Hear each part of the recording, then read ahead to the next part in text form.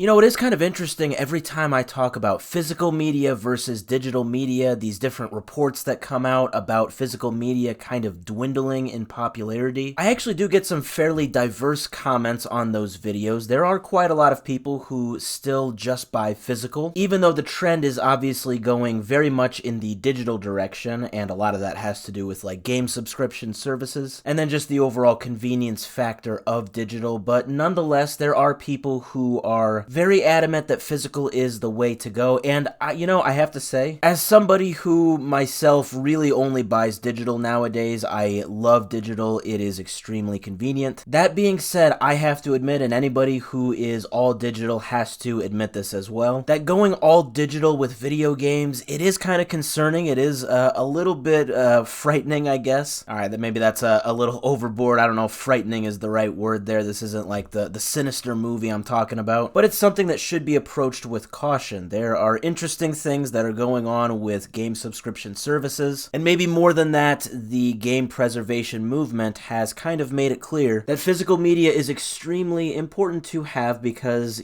that is something that really can't go away. That's not something that somebody can take away from you after they decide to just take it offline. So yeah, both sides of the argument, physical, digital, none are right. Both have their points, I guess, but like I said, things are going in the digital direction very much so. But I guess I did not know that there was this much of a decrease in physical media that has been bought in just the last few years. Like, I am talking the last 4 years. Yeah, what if I told you that since 2021, which I think was just like yesterday, that's how it feels. Since 2021, the amount that Americans have spent on physical video games has actually been cut in half. Now, that is according to the tech research firm Circana. Now, I have talked about them quite a bit, and specifically this is coming from the executive director, Mat Piscatella. So just yesterday, he made this post on social media talking about these findings. Now, I'll link this in the description, but basically he shows this data all the way back from the year 2000 up to 2024, and it specifically measures US physical video game software consumer spending by year. Overall, it's kind of a bell curve. It